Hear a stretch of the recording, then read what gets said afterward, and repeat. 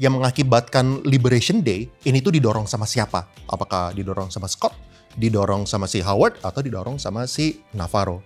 Tapi market konsensusnya kesannya ini si Navarro yang ngedorong ke sana. Soalnya dia itu orang yang paling ekstrim, orang yang paling anti Cina, orang yang paling nggak suka sama China, orang yang selalu ngekritik China, dan ini udah dari bertahun-tahun dia tuh selalu nyerang China.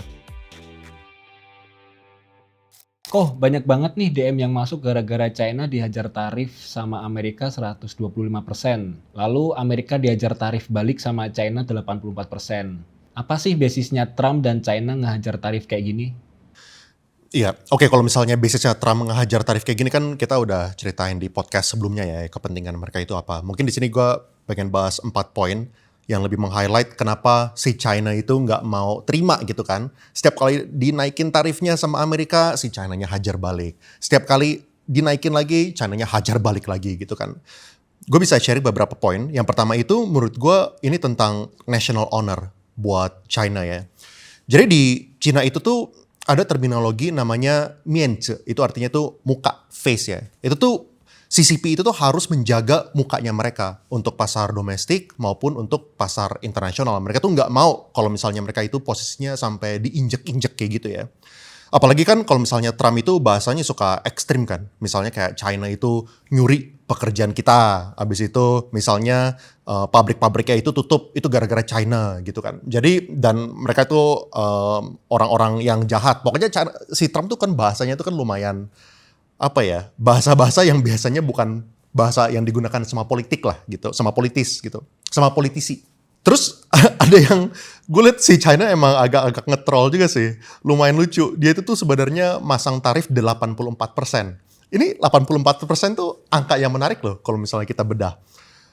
Kalau misalnya teman-teman tahu ya, kan kalau misalnya orang-orang Chinese itu biasanya suka dengan angka 8. 8 itu kayak angka buat prosperity, kemakmuran gitu lah. Lo hoki gitu ya. Makanya kalau misalnya nomor telepon atau apa suka ada nomor telepon tuh 888 gitu kan. Tapi 4 itu artinya itu kematian.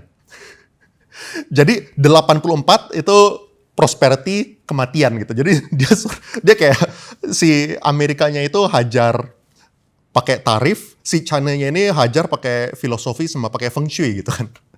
Makanya teman-teman sering lihat kan kalau misalnya di apartemen atau di gedung perkantoran, itu kan biasanya lantai 4 itu di skip. Ya kan, lantai 4 nggak ada, lantai 14 nggak ada, lantai 24 nggak ada. Soalnya 4 itu bisa dibilang nggak bagus lah gitu.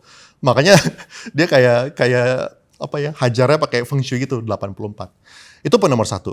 Terus poin nomor 2, menurut gue China juga ngelihat bahwa dia ini nggak bisa deal sama Trump dengan mudah gitu. China itu ngelihat ini tuh bukannya masalah dia sedikit nunduk, langsung selesai juga. Soalnya China ngelihat di belakangnya Trump itu siapa. Jadi kalau misalnya sebuah ini ya, kayak seorang pemimpin negara, itu biasanya tuh ada orang-orang di belakangnya yang ngebantuin si pemimpin negara ini gitu.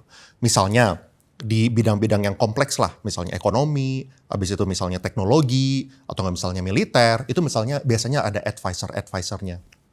Nah, advisornya Donald Trump specifically yang mengarah ke duit atau ekonominya Amerika, ini ada beberapa. Misalnya kayak Howard Lutnick, atau nggak misalnya kayak Treasury Secretary-nya si Scott.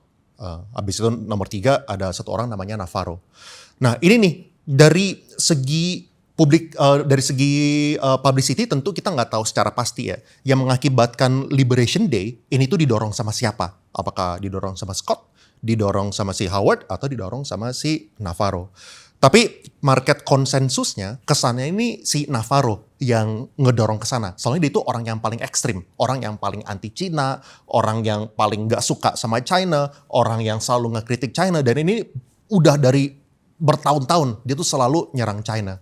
Nah jadi ya China ngelihat kalau misalnya yang bisikin Trump itu adalah orang yang lumayan ekstrim, ya kan? Dan kesannya Liberation Day ini dilahirkan oleh apa yang si Navarro ini udah ngomongin dari dulu-dulu gitu, bahwa kita harus pasang tarif segede mungkin, harus langsung hajar, nggak bisa dinegosiasi. Yang penting kita hajar maximum pain. Itu adalah cara berpikirnya si Navarro.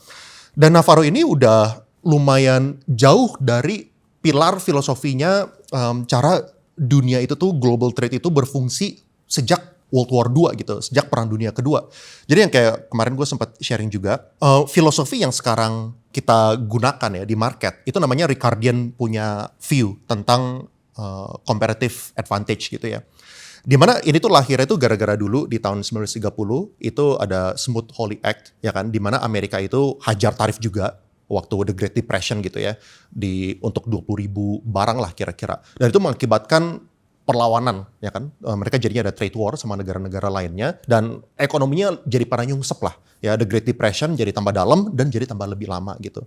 Itu kan yang melahirkan GATT kan, ini kan General Agreement on Tariffs and Trade, di mana ini tuh mengencourage supaya negara-negara itu pada saling trade karena itu lebih baik untuk semuanya gitu.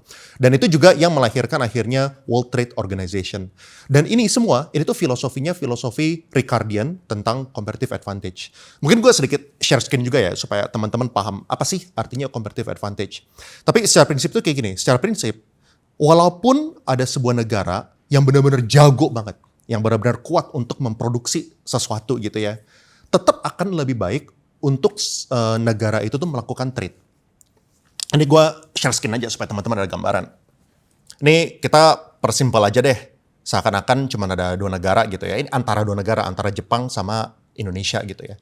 Kita asumsi misalnya Jepang itu tuh bisa memproduksi 10 mobil atau 500 kaos kaki. Ini contohnya supaya kalian dapat prinsipnya aja ya. Lalu misalnya Indonesia bisa bikin 1 mobil atau 100 kaos kaki gitu ya.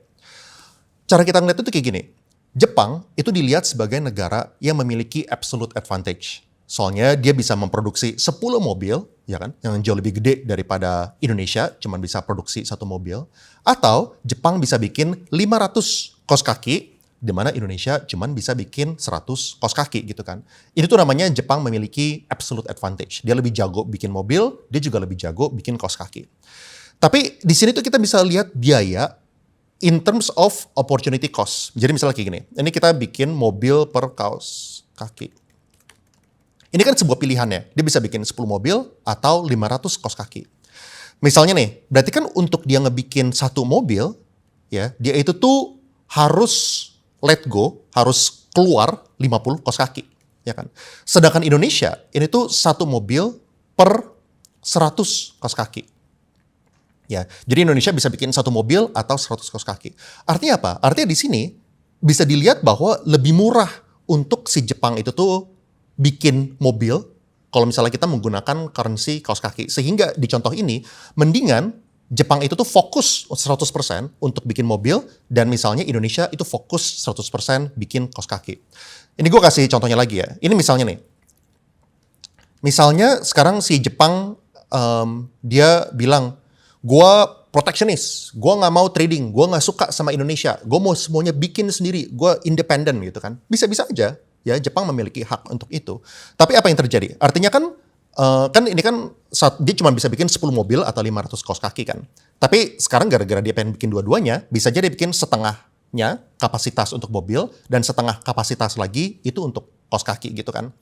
Nah terus abis itu, jadi ini bisa nih, ini Jepang bisa lakukan kalau misalnya dia itu tuh hajar semuanya sendiri tanpa melakukan trading. Tapi lu lihat deh, apa yang terjadi kalau misalnya Indonesia sama Jepang itu tuh melakukan trading.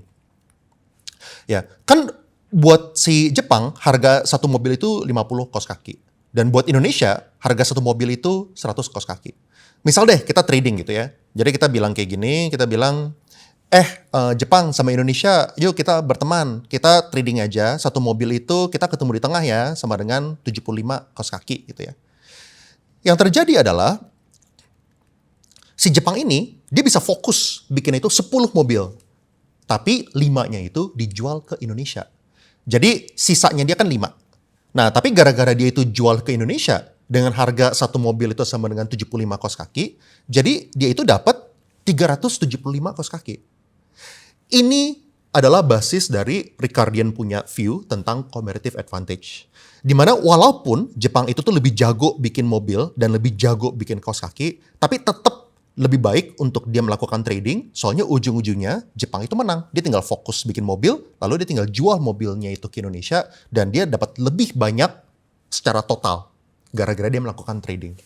Ini kenapa World Trade Organization itu lahir, dan yang dari basisnya itu GATT, itu gara-gara ini.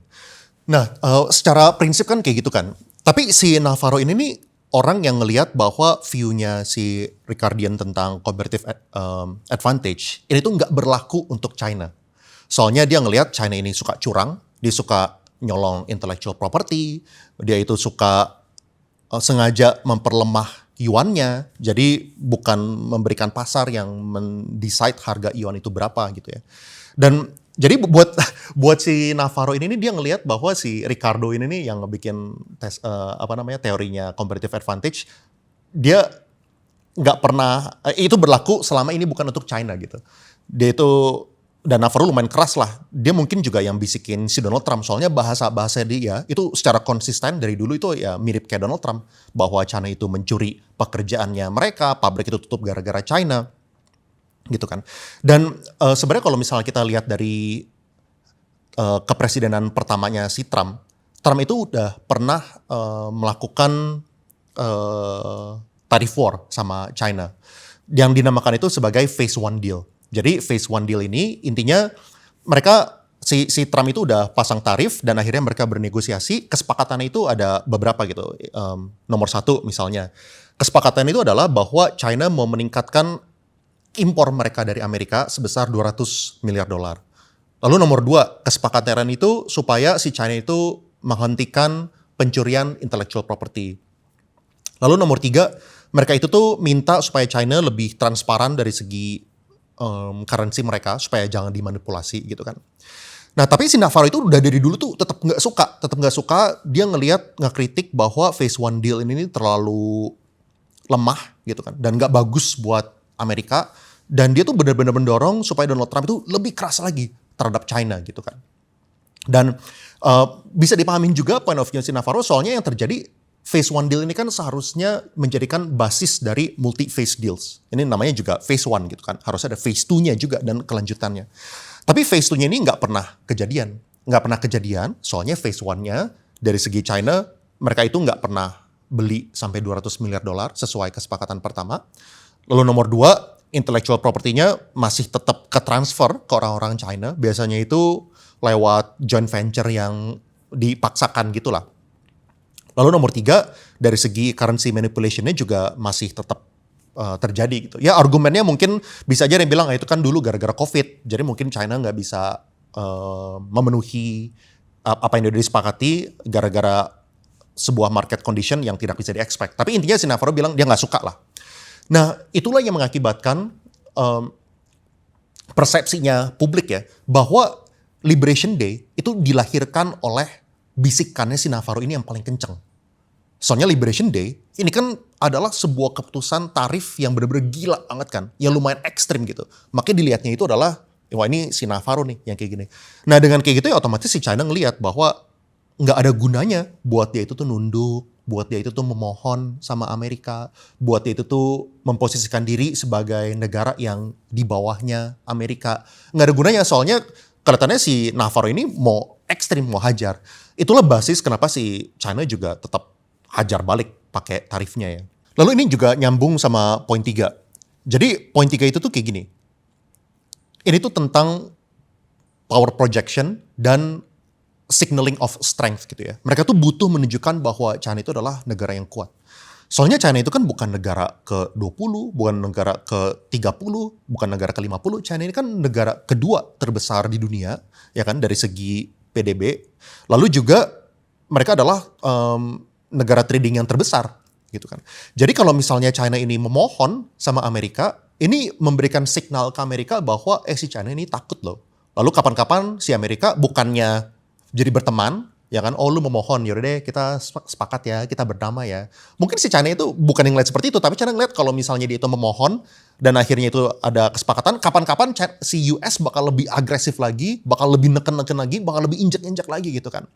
Dan juga negara-negara lain pun juga bisa melihat China sebagai lemah. Misalnya kayak Eropa, misalnya kayak Jepang. Mungkin mereka gara-gara mereka itu memohon bakal diinjak-injak juga sama yang lain gitu kan.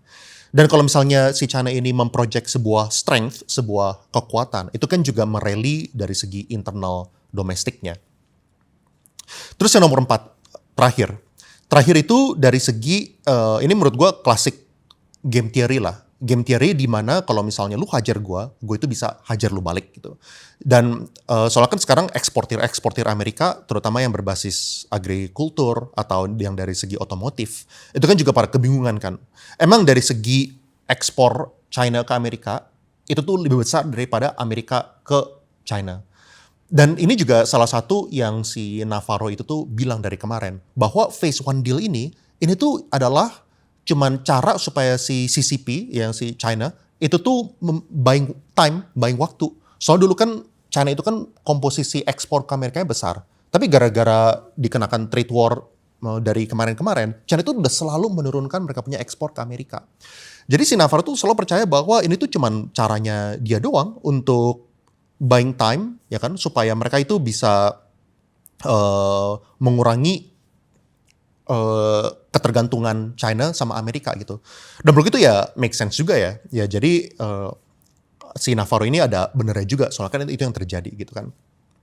Tapi ya sekarang di posisi ini intinya si China udah lebih kuat gara-gara mereka udah nggak terlalu tergantung itu lagi sama Amerika. Makanya dia sekarang bisa hajar pakai tit for tat gitu ya. Lu kalau misalnya hajar gue bakal hajar lu balik, dan lu walaupun sakit lu itu nggak sebesar gue, tapi lu juga bakal merasakan sakit. Ya itu alasannya kenapa yang dari kemarin lah terjadi tit for tat ya, bolak-balik. Dan sekarang ini jadi 125% untuk China dari US gitu ya. Dan China juga ngenain US itu 125% dari Amerika ke China dan 80% dari China ke Amerika. Terus apa yang dilakuin sama China kok? Mereka kan kalau kehilangan market ekspor ke Amerika juga nggak bagus kan? Iya benar. Kalau misalnya mereka kehilangan ekspor China kehilangan pasarnya Amerika, ini juga nggak bagus. Soalnya walaupun ketergantungannya itu udah diturunin, tapi tetap Amerika ini adalah pasar ekspor yang besar. Udah kelihatan, dan sebenarnya China itu bisa melemahkan currency-nya mereka. Jadi yuan itu bisa dilemahin. Caranya itu ada beberapa, mereka bisa nurunin suku bunga, sehingga kalau misalnya harga obligasi, bunga obligasinya ini turun, yang dari China, permintaan untuk obligasi yang berbasis yuan ini bakalan turun, dan bakal pindah ke negara lain. Misalnya ke US gitu ya. Jadi yuan itu melemah, dan dolarnya ini menguat. Lalu PBOC, People's Bank of China juga bisa ngejual yuan, dan mereka bisa beli dolar. Tapi kelihatan dari kemarin kan daily reference rate-nya yuan itu udah diturunin. Jadi China ini sedikit berbeda ya sama negara-negara lain. Kalau misalnya negara-negara lain itu biasanya membiarkan market punya dinamika itu tuh yang untuk menentukan harga yuan itu berapa, atau harga yen itu berapa, harga USD berapa, harga euro berapa. Tapi kalau misalnya China itu tuh ditentukan oleh yang namanya tadi itu daily reference rate. Dan itu tuh angkanya udah diturunin. Sekarang bisa aja yang pertanyaan tuh kayak gini. Mereka nurunin berapa sih dari segi kekuatan yuan gitu kan? Mereka lemahin berapa persen gitu kan? Mungkin mereka lemahinnya berapa? 5%, 10% gitu kan? Itu udah angka yang lumayan kerasa gitu kan? Dan sebenarnya kalau misalnya si yuan ini ngelemahin 5-10%, ini sebenarnya nggak ada impactnya terhadap ekspor mereka ke Amerika. Ya kan? Soalnya ekspor ke Amerika aja ditaruhin tarifnya 125%. Jadi lu bayangin kan, Amerika naikin harga 125%. Ya kan? Abis itu si Cina bikin currency-nya murah, jadi lebih murah 5-10%. Ini kan sebenarnya masih nggak ada kaitan, masih nggak nyambung. Tetap aja 15% ekspor ke Amerika ini bakal hilang semua. Tapi yang kelihatan di sini adalah gara-gara mungkin si China yang ngelihat Trump dan orang-orang di belakangnya kayak misalnya Navarro, ini nih orang-orang yang belum tentu bisa dinegosiasikan gitu kan. Jadi mereka tuh pengen punya opsi lain. Dan opsi lainnya adalah si China itu tuh nggak mau tergantung sama 15% si Amerika ini. Si China sekarang ngeliatin 85%-nya. Sisa negara lainnya. Jadi dengan dia, jadi 5-10% pelemahan di yuan, itu nggak ada impact-nya terhadap yang 15%. Jadi 15% ini bisa aja jadi 0 gitu kan. Gara-gara ke Amerikanya udah dinaikin sampai double harganya kan 125%. Tapi kalau misalnya harganya itu dikurangin 5-10%, bisa aja permintaan dari sisa negara-negara lainnya yang 85% ini, permintaannya kan bisa naik 20%. Masuk akal kan? harga turun 5-10%, bisa aja permintaan naik 20%. Sehingga kalau misalnya kayak gitu kan 85% ini kalau misalnya naik 20%, itu kan jadi 100% juga. Artinya apa? Artinya bisa aja ini tuh menjadi caranya si China untuk mendukung pabrik-pabrik di lokal, industri-industri lokal. Soalnya kan Liberation Day ini disengajakan supaya sangat-sangat tiba-tiba, ya kan? Soalnya ini untuk menginflict maximum pain supaya pada sakit semua, supaya mereka tidak punya waktu untuk menyesuaikan. Ini emang rencananya dari Amerika kan, secara sengaja menghajar itu. Nah, jadi dengan ini kan si China juga tahu nih bahwa pabrik-pabrik mereka yang tadinya itu ngebikin 10.000 mobil, ya kan mungkin 100.000 kaos kaki per bulan, tiba-tiba yang mereka ekspor ke Amerika itu misalnya 50.000 hilang semua. Ya, jadi dengan mereka melakukan ini, otomatis mereka bisa mindahin barang-barang yang tadinya itu ekspor ke Amerika ke negara-negara lainnya. Apakah ini ke Jepang, ke Korea, ke Eropa, ke Indonesia. Makanya gue juga nggak bakal heran. Tentu tapi ini disclaimer adalah ini hal yang berubah setiap hari ya. Kayak contohnya naikin ke 125% aja baru kejadian kemarin gitu kan. Kita benar-benar nggak tahu apa yang bakal dilakukan sama Donald Trump dan juga sama China gitu kan. Terutama dari Donald Trump inilah yang kita nggak bisa prediksi. Nah jadi cuman kalau misalnya ini tuh berlangsung seperti ini terus, artinya di Indonesia ya, gue nggak bakal heran kalau misalnya barang-barang dari China yang kita semua udah ngeliat itu sangat-sangat murah, itu bakal tambah murah lagi. Apakah ini dari BYD? Apakah ini dari Vivo? Apakah ini dari handphone Oppo? Apakah ini dari merek-merek apalah yang lu lihat? Baju kayak casing handphone kayak itu bakal tambah murah lagi. Nah, dan tentunya ini juga nggak sesederhana itu. Soalnya kan yang namanya ekonomi ini kalau misalnya kita geser satu hal, lain tuh ada domino efeknya gitu. Tentu negara-negara lain kayak misalnya Indonesia, Eropa, Jepang yang si China ini mau jualan barang-barang murahnya, pasti kita juga ada fight back-nya gitu kan. Soalnya kalau nggak kan pabrik-pabrik di Indonesia juga mati kalau misalnya barang-barang dari China ini pada masuk semua ke Indonesia gitu. Ya jadi ini sebuah hal yang yang kita butuh pantau dan kita butuh lihat sekali lagi apa yang akan terjadi. Ini berubah-berubah terus. Kalau misalnya lu nanya gue kemarin sama lu nanya gue hari ini, ya berbeda juga. Soalnya orang yang benar-benar tahu apa yang akan dilakukan ya cuman si Donald Trump ini. Dan satu-satunya yang pasti tentang Donald Trump adalah dia ini tidak ada kepastian. Kecuali lu tidur di sebelah dia, lu jadi bisa tahu gitu. Terus kenapa Amerika malah nge-pause buat negara-negara lain sampai 90 hari kok? Apakah itu gara-gara dorongan Elon Musk ngejauh dari circle-nya Trump? Iya, jadi emang sebelum pos 90 hari ini ya, kesannya yang mendorong Liberation Day punya tarif itu kan si Navarro. Dia yang pengen set maximum pain, ya kan, yang mau hajar langsung dan juga sangat-sangat keras terhadap China dan selalu bilang bahwa China itu yang rip, mereka punya negara apart gitulah. Dan dengan objektif untuk 3 gitu. Nomor 1 untuk memperkuat posisinya Amerika, untuk mengembalikan sektor industrinya Amerika, sama supaya Amerika itu tuh bisa negosiasi secara bilateral. Jadi Navarro itu orang yang anti negosiasi secara multilateral. Jadi kalau misalnya multilateral tuh kayak misalnya TPP, Pan-Pacific, habis itu misalnya kayak World Trade Organization, dia tuh ngelihat kalau misalnya negosiasinya sama satu grup gitu tuh pusing dia. Dia pengennya negosiasinya satu persatu supaya dia yang bisa set terms-nya, Amerika maunya apa, lo ikutin. Itu yang dia mau. Apalagi kalau misalnya si Navarro ini kan dia ngelihat ini tuh udah masalah national security yang lebih penting daripada market crash. Jadi buat dia market crash itu nggak apa-apa, soalnya itu tentang national security. Dia lihat China itu tuh udah yang menyuplai obat-obatan, rare earth minerals, ya kan apa sih namanya mineral tanah jarang ya bahasa Indonesianya. Lalu sama elektronik. Sehingga buat si Amerika, Navarro itu ngelihat ini tuh sebagai national security. Makanya dia bisa hajar aja buat si Navarro ini ya. Nah tapi kan tadi sekali lagi, presiden ini kan ada beberapa advisor di belakangnya. Ya kan, ada si Scott, ada si Elon Musk. Dan Elon Musk ini, walaupun dia ini di divisinya Dodge ya, dia bukannya di bagian yang Economic Council-nya, tapi dia tetap mempunyai suara yang lumayan kencang juga. Soalnya kan dia yang dulu bener-bener donasi besar-besaran, yang support besar-besaran, dan juga yang pasang badan gitu. Kan sekarang sampai Tesla aja banyak yang dibakar-bakarin gitu kan. Banyak orang yang demo gara-gara si Dodge-nya ini. Dan dari dulu dia sampai ngasih $1 juta untuk pemenang, itu beberapa kali ya. Dan dia keluar duitnya itu jadinya banyak. Nah si Elon Musk ini nggak setuju sama si Navarro. Jadi dinamika yang sangat-sangat menarik, dan dinamikanya ini bahkan sampai ketahuan publik gitu. Si Navarro itu sampai bilang ke si Elon Musk bahwa Elon Musk itu orang yang punya kepentingan pribadi. Soalnya kan Elon Musk mendorong supaya mereka ada free trade untuk Eropa gitu kan. Habis itu si Navarro bilang, itu mah cuman kepentingan lu aja, gara-gara lu ada kepentingan international supply chain gitu kan. Habis itu si Elon Musk hajar lagi. Dia bilang si Navarro ini adalah orang moron, ya kan, orang bodoh gitu, lebih bodoh daripada batu bata gitu.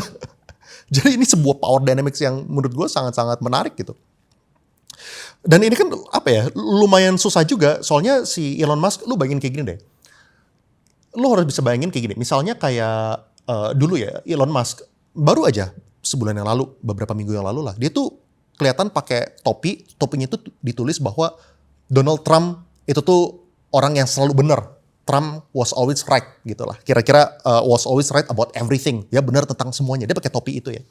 Jadi dia benar-benar muji Trump banget. Habis itu tiba-tiba Donald Trump ngeluarin kebijakan yang menghancurkan semua market, yang bukan cuma nyusahin Elon Musk doang, tapi juga nyusahin mayoritas warga Amerika gitu loh, yang terutama yang investasi atau yang ada terdampak dengan gejolak inilah, yang diimpor ekspor, banyak banget orang yang terdampak gitu kan. Lu kan bisa bayangin kan dulu ya, kalau misalnya kita ada presidential election juga di Indonesia gitu ya, misalnya Pak Prabowo lawan Pak Ganjar, lawan Pak Anies gitu misalnya ya. Misalnya ada seorang public figure yang membantu atau mengendorse salah satu orang. Mungkin mengendorse-nya itu untuk alasan yang benar. Mungkin saat itu dia tuh benar-benar ngelihat si kandidat A ini adalah kandidat yang terbaik. Dia pasang badan gitu, dia bilang ini orang yang terbaik, ya kan, dia pasti bisa bantu Indonesia supaya tambah maju gitu kan. Nah tiba-tiba si presiden ini waktu terpilih dan waktu berhasil malah ngancurin ekonominya gitu. Kan orang-orang itu tuh bukan cuma nyalahin si presiden doang, tapi juga nyalahin si influencernya ini. Ya kenapa lu dari dulu dukung si presiden yang ini? Gitu kan. Jadi si Elon Musk tuh udah di posisi itu, di mana dia dulu mendukung Trump abis-abisan, dia pasang badan sampai punya topi Trump itu benar tentang semuanya. Tiba-tiba dipasang tarif yang segitu gedenya yang dia tidak setuju. Yang ini mungkin di champion sama si Navarro ini ya. Dan itu kan jadi clash secara publik. Otomatis itu juga mengakibatkan, kita lihat ya, si Elon Musk itu tuh mulai menjauh dari inner circle-nya si Donald Trump. Kebetulan dia juga mempunyai status sebagai SGE ya, Special Government Employee, di mana SGE ini tuh dia kan di Dodge dan dia tuh ada batas waktunya 130 hari. Jadi secara PR, secara public relations gitu ya, emang ini lumayan pas, convenient lah buat mereka, tinggal bilang aja, oh emang Elon Musk itu menjauh, ya kebetulan kan dia punya kontrak udah mau habis 130 hari gitu kan.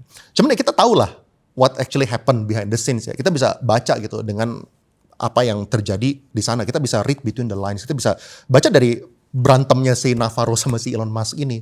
Nah, lalu kan yang support Donald Trump ini juga bukan cuma Elon Musk doang, tapi ada beberapa orang-orang yang powerful kan. Kayak misalnya Bill Ackman, lalu abis itu Ken dari Citadel gitu. Ini orang-orang yang dulunya itu support, tapi sekarang dengan apa yang Donald Trump lakukan, itu tuh mereka secara publik udah bilang bahwa mereka itu kecewa.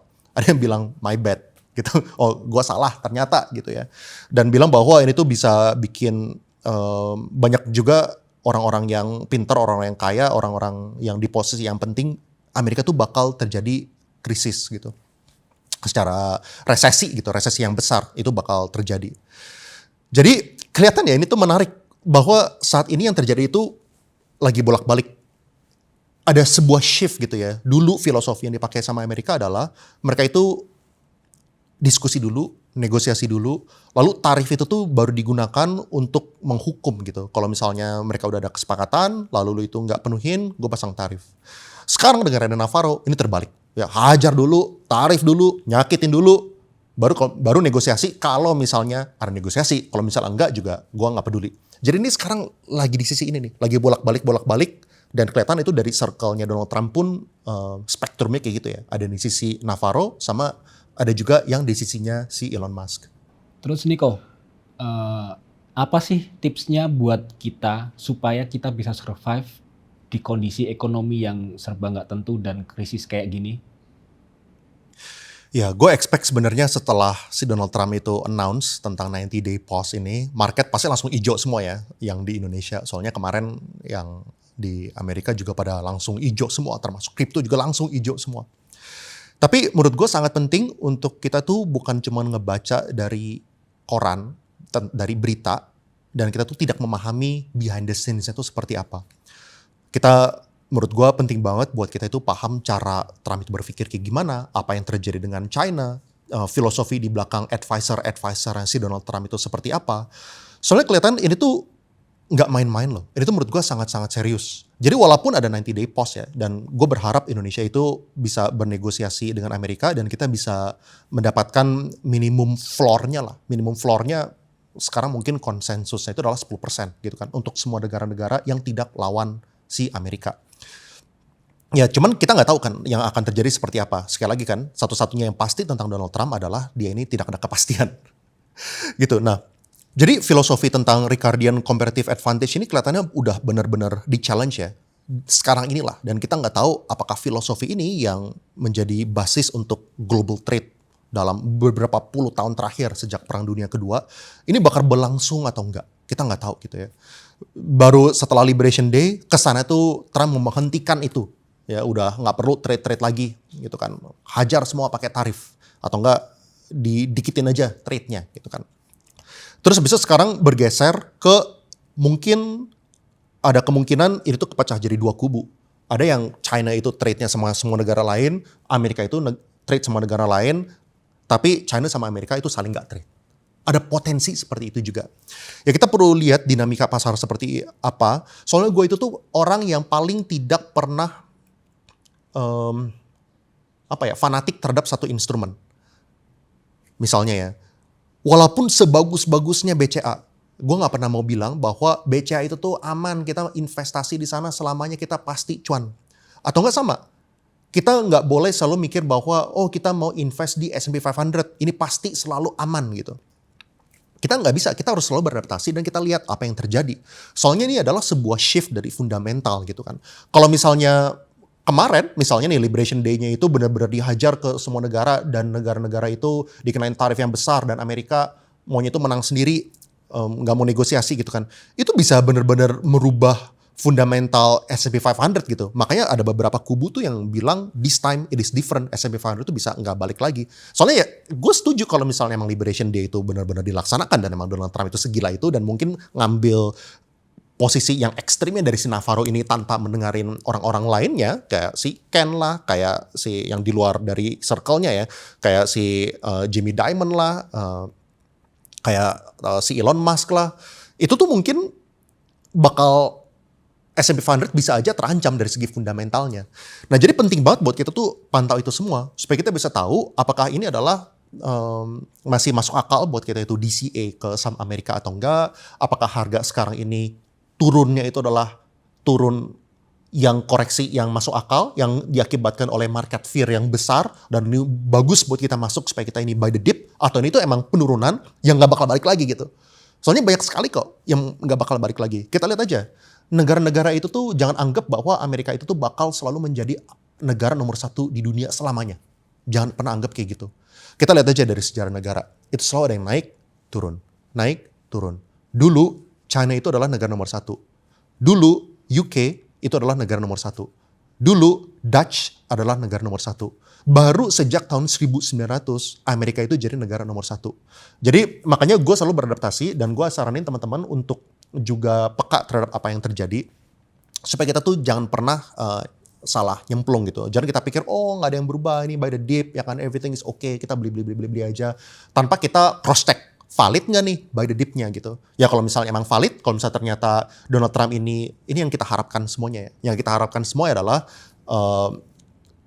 semua negara yang di luar dari China ini bisa negosiasi dengan Trump, ya kan? Ya mungkin dikasih minimum tarif aja 10%. Itu menurut gue salah satu best case scenario-nya. Dan juga si China ini suatu saat bisa bernegosiasi sama Amerika. Itu adalah best case scenario gitu ya. Ya kalau misalnya itu terjadi, bisa aja S&P 500 itu dengan cepatnya rebound ke arah yang mendekati kemarin dan bahkan lanjutin rally-nya untuk lebih tinggi lagi. Cuman sekali lagi kita harus lihat beneran terjadi nggak nih? Soalnya kalau misalnya ini ternyata jadi split, apa yang jadi world order dari berpuluh-puluh tahun kemarin itu udah tidak berlaku, ini bakal ada fundamental change. Mungkin dari segi S&P 500 bakal ada saham-saham yang udah jadi ancur banget. Terutama saham-saham yang sangat tergantung dengan trade dengan China. Itu bakal mengalami kerugian yang sangat besar, sehingga untuk saham-saham itu, kalau misalnya lu beli waktu itu tuh bukan turun gara-gara murah, tapi itu turun gara-gara emang ada perubahan fundamental. Jadi gue harapin teman-teman siapin cash, stay defensive, dan siap-siap untuk nembak, soalnya gue yakin banyak sekali opportunity yang kita bisa ambil. Ya mungkin gue juga pengen tahu sih dari teman-teman, soalnya ini kan format baru. Ini apakah berguna ya buat teman-teman? Coba dong kasih unjuk pakai likes-nya sebagai voting gitu ya. Soalnya kalau misalnya gue lihat ini banyak likes-nya bisa sampai 20.000, ini bisa jadi format yang kita bisa lanjutin lagi di kemudian hari. Thank you guys, I'll see you guys in the next video.